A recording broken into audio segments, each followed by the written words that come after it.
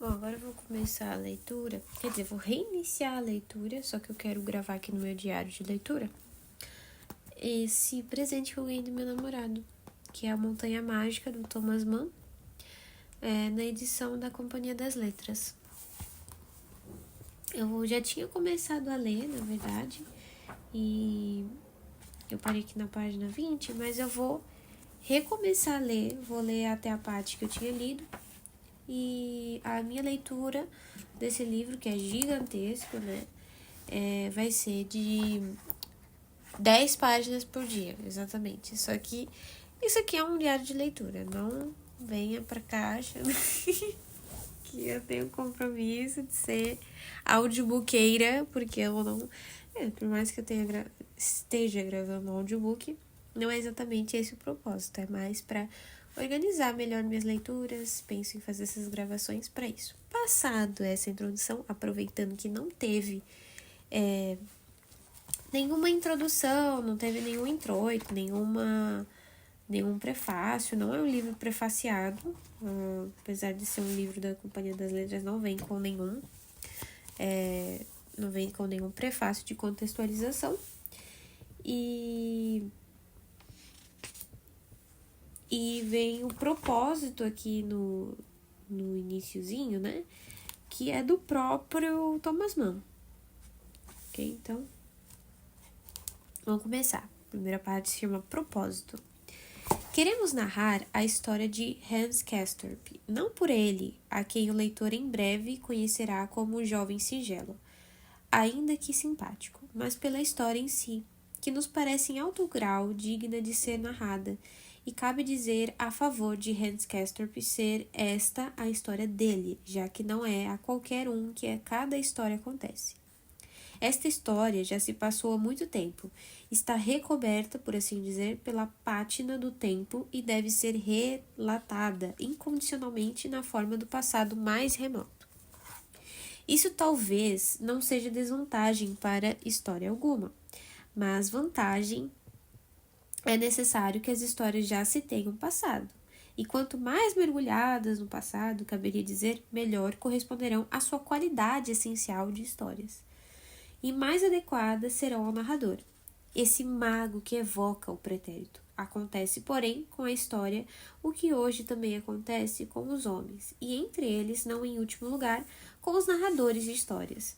Ela é muito muito mais velha que seus anos. Sua vetustez não pode ser medida por dias, nem o tempo que sobre ela pesa por revoluções em torno do sol. Numa palavra, não é propriamente ao tempo que a história deve o seu grau de antiguidade, e o que se pretende com essa observação feita da passagem é aludir e remeter ao caráter problemático e à peculiar duplicidade desse elemento misterioso. Mas, para não se obscurecer de modo artificial um estado de coisas claro em si, seja dito que a idade sumamente avançada de nossa história provém do fato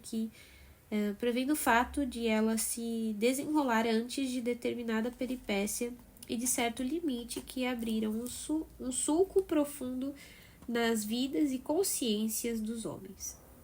Ela se desenrola, ou não avancemos com o uso do presente. Ela se desenrolou numa época transata, outrora, nos velhos tempos, naquele mundo de antes da Grande Guerra, cujo deflagrar marcou o começo de tantas coisas que ainda mal deixaram de começar.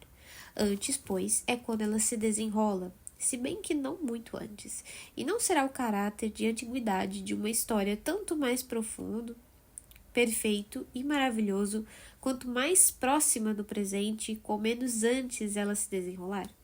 Bem pode ser que, sob outros aspectos, a nossa história, por sua natureza intrínseca, tenha cá e lá algo em comum com os cantos maravilhosos. Narrá-la-emos pormenorizadamente, com exatidão e minúcia, pois desde quando a natureza cativante ou enfadonha de uma história depende do espaço ou do tempo que exige.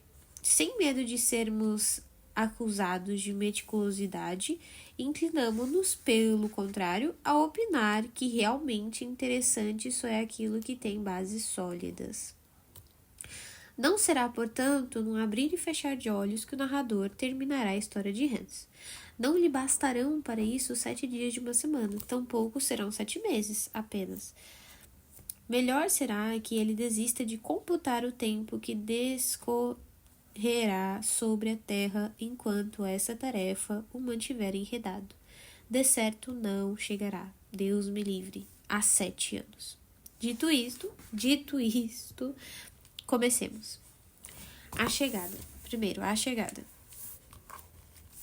Um jovem singelo viajava em pleno verão de Hamburgo, sua cidade natal, a Davos-Platz, no cantão dos Grisões. Ia de vista por 3 semanas. Mas de Hamburgo até essas alturas a viagem é longa. Demasiado longa. Na verdade, para uma estada... Mas de Hamburgo até essas alturas a viagem é longa, demasiado longa, na verdade, para uma estada tão curta.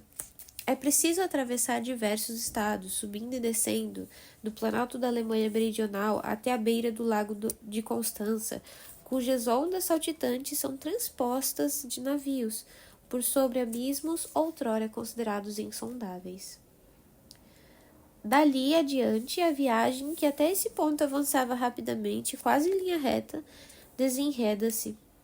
Há delongas e complicações.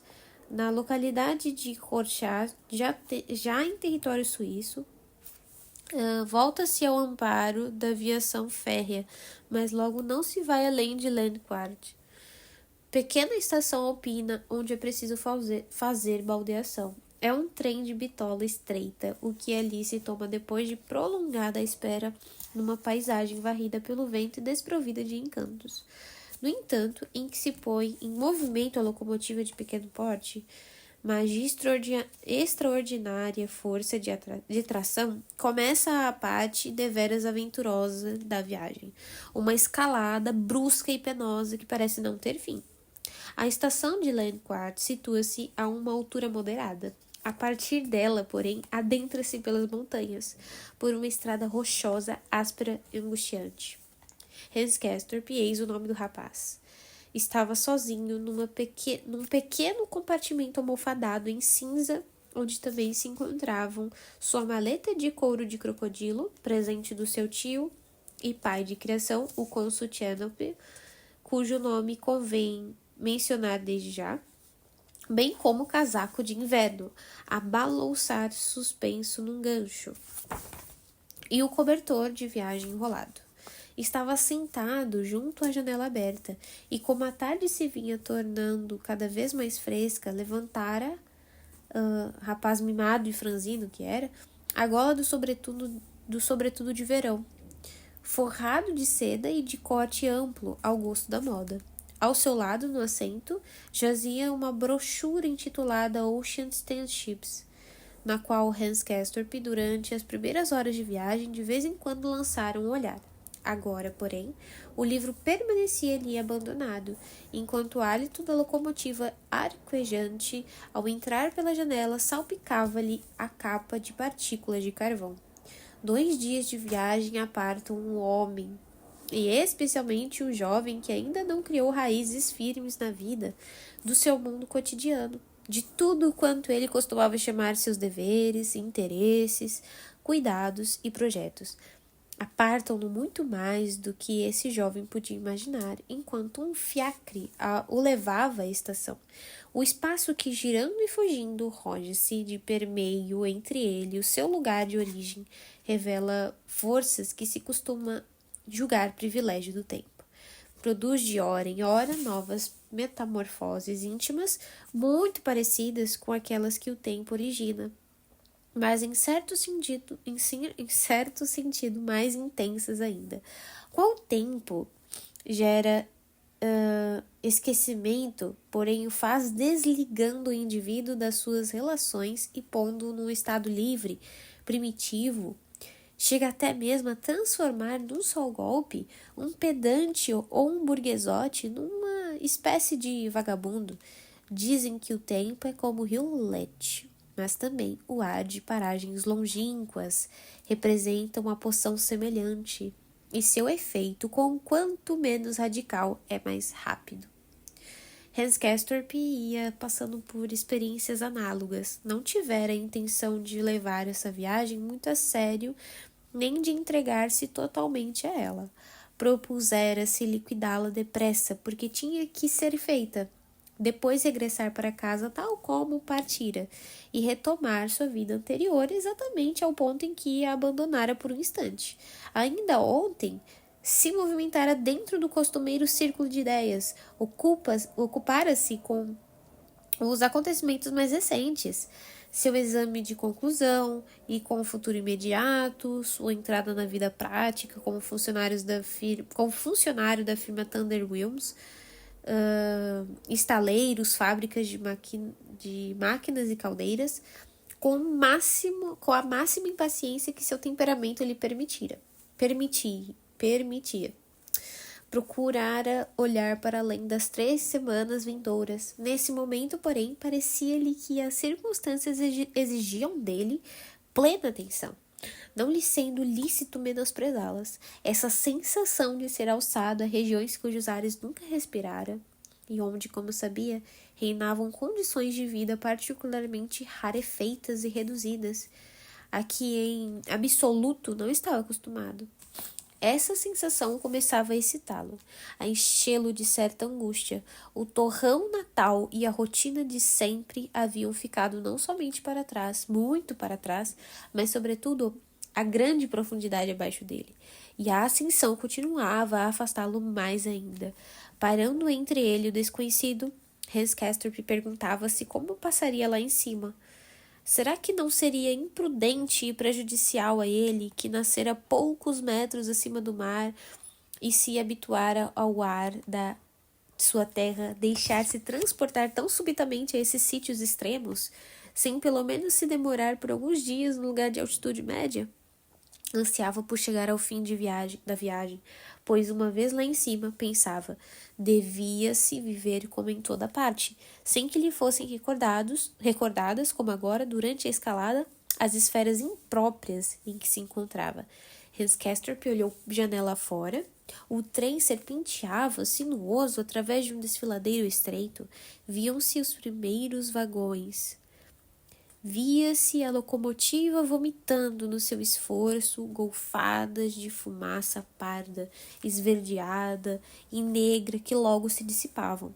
Nas profundidades, à direita, murmuravam cursos d'água. À esquerda, pinheiros escuros buscavam por entre os rochedos de alturas de um céu cinzento como pedra. Túneis tenebrosos iam desfilando, e quando reaparecia a luz, rasgavam-se dilatados abismos com povoados em seu fundo. Fechavam-se os abismos, vinham logo a seguir novos desfiladeiros, com restos de neve nas gretas e fendas. Havia paradas diante de casinhas miseráveis, de estações pequenas e de estações sem saída em frente. O trem batia em direção oposta, o que produzia um efeito desnorteante. Panoramas grandiosos do universo de cumes alpinos abriam-se de repente, um amontoado fantasmagórico e solene que se procurava alcançar e galgar, para logo no próximo meandro da estrada subtraírem-se ao olhar reverente.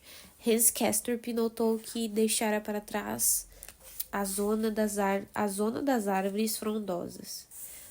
E, se não se enganava, também a dos pássaros canoros. Essa ideia de cessação e empobrecimento fez que ele, acometido de um ligeiro acesso de vertigem e mal-estar, cobrisse por 2 segundos os olhos com a mão. Mas isso passou. Viu então que terminara a ascensão. Estava vencido o ponto culminante do passo. No fundo plano de um vale, o trem agora corria com maior comodidade. Eram aproximadamente 8 horas. E ainda havia luz. Na paisagem longínqua apareceu um lago de águas cinzentas e de suas margens subiam pinheirais negros pelas encostas das montanhas adjacentes, que rareavam mais acima, acabando-se aos poucos e dando lugar à rocha calva. envolta em brumas. O trem parou numa estaçãozinha. Era Davosdorf. O vilarejo de Davos, segundo Hans Castrup, ouviu gritar. Dentro em pouco chegaria a seu destino. De repente, porém, ressoou ao seu lado uma voz displicente de Hamburgo. A voz de seu primo Joaquim Jessen, que dizia: Ei, você, boa tarde. Anda, desça logo. Ao olhar pela janela, viu na plataforma Joaquim em pessoa, trajando um sobretudo de Ulster marrom, sem chapéu, e de aspecto tão sadio como nunca lhe vira. Joaquim riu-se e... Eu falei Joaquim Rim, meu Deus do céu. Realmente meio cansada. Joaquim riu-se e repetiu: Vamos, sai logo, não faça cerimônia. Mas se ainda nem cheguei, exclamou Hans Castrup estupefato, permanecendo sentado. Não, você já chegou sim. Estamos no vilarejo. Daqui, o sanatório fica bem mais perto. Vim com um carro. Passe minha bagagem. Rindo, um tanto confuso pelo imprevisto da chegada e do encontro com o primo, Hans Castrup entregou-lhe a maleta e o casaco de inverno, o cobertor enrolado em volta da bengala e do guarda-chuva e, finalmente, o Ocean Stanships. A seguir, percorreu o estreito corredor do vagão e saltou para a plataforma. A fim de trocar com o primo saudações pessoais, que entretanto se deram sem exuberância, como convém a pessoas de modos frios e reservados. Parece estranho, mas desde cedo ambos haviam evitado chamar-se pelos pronomes, exclusivamente porque temiam uma cordialidade excessiva. Como, porém, não ficavam bem tratarem-se pelo nome de família, limitavam-se ao você, e esse hábito se arraigava em ambos. O homem de libré e boné agaloado observou como ambos, os jovens Elsen, em atitude militar, apertavam-se as mãos depressa e com algum acanhamento. Então se aproximou para pedir o comprovante de bagagem de Hans Castrup. Era o porteiro do sanatório internacional Berghof. Prontificou-se a buscar a mala grande do hóspede na estação seguinte, Davosplatz. À praça da cidade, enquanto os dois senhores, por favor, se dirigissem com o carro diretamente ao sanatório para jantar. O homem cocheava fortemente, de modo que a primeira pergunta que Hans Castrup fez a Joaquim Zilson foi esta: É um veterano de guerra? Por que cocheia assim? Essa foi boa, retrucou Joaquim com certo amargor. Veterano de guerra, o homem tem um mal no joelho, ou teve, ao menos. Por isso lhe extraíram a rótula. Hans Castrup procurou pensar o mais rápido que pôde. Ah, foi isso, disse, enquanto prosseguia no caminho, ergueu a cabeça e lançou um rápido olhar para trás. Mas você não me fará acreditar que ainda sofre daquela coisa. Até parece que já usa galões e acaba de voltar das manobras. E olhou o primo de soslaio. Joaquim era mais alto e mais espadaúdo que ele, um modelo de força juvenil e como que talhado para a farda. Representava aquele tipo bem intrigueiro com sua loura pátria não raro produz.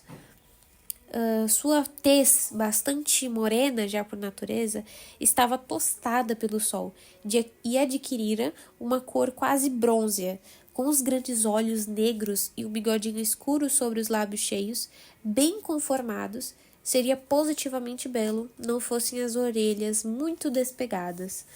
Essas orelhas haviam sido seu único desgosto, a grande dor da sua vida até certo momento. Agora tinha outras preocupações. Hans Castrup continuou, você vai regressar comigo, não é? Não vejo impedimento algum. Regressar com você? Perguntou o primo, fitando-o com os olhos grandes que haviam sido sempre suaves, mas durante esses 5 meses assumiram uma expressão um tanto cansada, quase melancólica. Com você? Quando? Ora, daqui a 3 semanas. Compreendo. Você já pensou em regressar?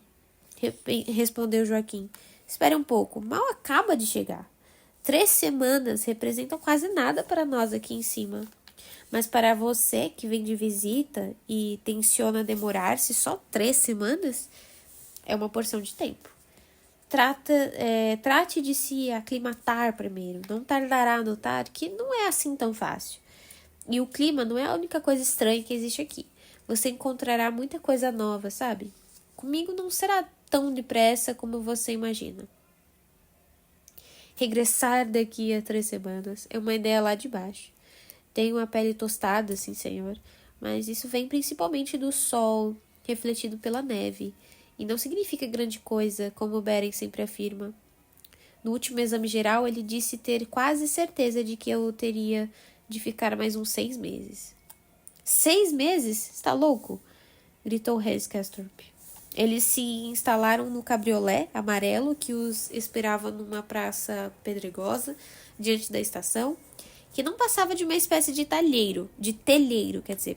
Enquanto os 2 baios se punham em movimento, Hans remexeu-se, cheio de indignação, no assento mal estofado. 1/2 ano? Mas já faz quase 1/2 ano que você está aqui. Não se tem tanto tempo assim. Pois é, o tempo, disse Joaquim, olhando para a frente e meneando a cabeça repetidas vezes, sem se preocupar com o sincero agastamento do primo. Aqui não fazem muita cerimônia com o tempo da gente. Você não tem ideia. 3 semanas são para eles como um dia. Vai ver. Tudo isso se aprende, ele disse, e acrescentou: aqui todas as concepções se transformam. Hans não cessava de contemplar-lhe o perfil. Mas você se restabeleceu maravilhosamente, disse, maneando a cabeça. Acha? Respondeu Joaquim. Não é mesmo? Também o creio, continuou, encostando-se no espaldar para logo voltar à posição anterior. Vou melhor, sim, explicou, mas ainda não estou bem. À esquerda, em cima, onde antes se ouviam estalidos, nota-se agora apenas uma respiração um pouco rude, que não inspira cuidados. Mas aqui, mais para baixo, percebe-se um ronco muito forte, e no segundo espaço intercostal há também ruídos. Deixa eu voltar aqui. Que grande cientista você se tornou, disse Hans. Pois é, Deus sabe que é uma triste ciência. Quem me dera já tê-la esquecida ao estar em serviço. Replicou Joaquim, mas ainda produz o esputo. Acrescentou, dando de ombros com um gesto ao mesmo tempo resignado e veemente que não lhe ficava bem. A seguir tirou do bolso interno do sobretudo um objeto que mostrou ao primo até a metade, para logo guardá-lo novamente. Era um frasco chato, bojudo, de vidro azul, com um feixe de metal. A maioria de nós aqui em cima usa isto. Batizaram-no com um nome especial, um apelido bem engraçado até. Está olhando a paisagem? Era o que o Hans Castorp fazia. Deu sua opinião. Magnífica. Você acha? Perguntou Joaquim. Haviam seguido na direção do eixo do vale, por um caminho ladeado, de habitações cá e lá, e paralelo ao leito da via férrea. Depois, dobrando à esquerda, haviam cruzado os trilhos de bitola estreita e atravessado um curso d'água. Agora subiam a trote um atalho pouco íngreme, rumo a uma encosta coberta de bosques. Ali, numa meseta um tanto proeminente, de pouca altura, destacava-se um edifício comprido, encimado por uma torre em cúpula, com a fachada dirigida para sudeste. Numerosas varandas davam-lhe de longe um aspecto emburacado, poroso, como uma esponja. As primeiras luzes acabavam de ser acesas, enquanto o crepúsculo avançava rapidamente. Já se esvaíra um suave arrebol, que duramente algum tempo animara o céu toldado. Reinava na natureza aquele estado de transição descolorido, melancólico, desprovido de vida, que precede imediatamente o anoitecer definitivo. O vale povoado, extenso e levemente sinuoso, iluminava-se em toda parte. tanto no fundo como nas bordas, sobretudo na direita, que formava uma saliência com os terraços da encosta salpicados de construções. À esquerda, algumas veredas subiam através dos prados, para se perderem na baça negrura dos pinheirais. Os bastidores mais distantes das montanhas, próximos da saída do vale, que ali se estreitava, exibiam-se num frio azul de ardósia, com o vento que acabava de se levantar. O frescor da noite começava a fazer sentir-se. Não, para falar com franqueza... Peraí... Não, para falar com franqueza, não acho a paisagem tão formidável assim, disse Hans. Onde estão as geleiras, os picos brancos, as cordilheiras gigantescas? Não me parece que essas montanhas sejam muito altas. Pelo contrário, são bem altas sim, retrucou Joaquim. Você nota quase em toda parte o limite da presença das árvores. Ele se delineia com absoluta nitidez. Terminam os pinheiros e com isso acaba-se toda a vegetação. Como você vê, é pura rocha. Por ali à direita desse pico, que é o Schwansnor, parece até uma geleira. Está vendo a área azulada? Não é lá muito grande, mas é uma geleira como deve ser, a escaleta. O Michel e o Tinzerhorn. Aquela abertura não se pode vê-los daqui.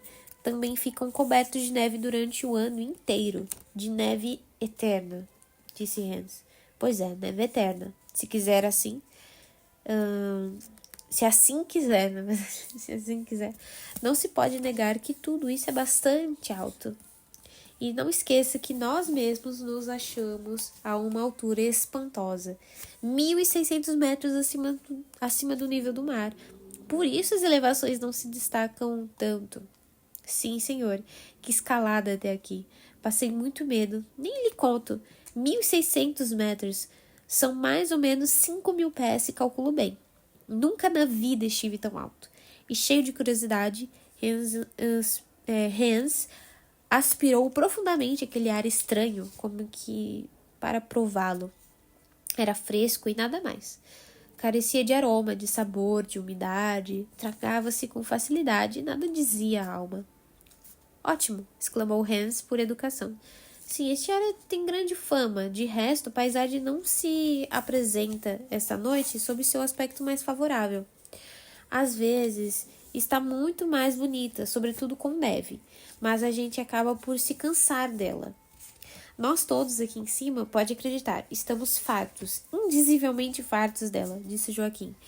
E sua boca torceu-se numa expressão de nojo que parecia exagerada e incontrolada, o que mais uma vez não lhe ficava bem. Você tem um jeito tão esquisito de falar, disse Hans. Esquisito? Perguntou Joaquim com certa apreensão, voltando-se para o primo. Não, desculpe. Tive essa impressão só por um momento, apressou-se Hans a dizer. Ele se referira à expressão nós aqui em cima, que Joaquim já empregara umas 4 ou 5 vezes e que de certa forma lhe causava impressão deprimente e estranha. Como vê, nosso sanatório está ainda mais alto que a aldeia, continuou Joaquim. 50 metros. O prospecto diz 100, mas são apenas 50. O sanatório que fica mais alto é o Schatzalp.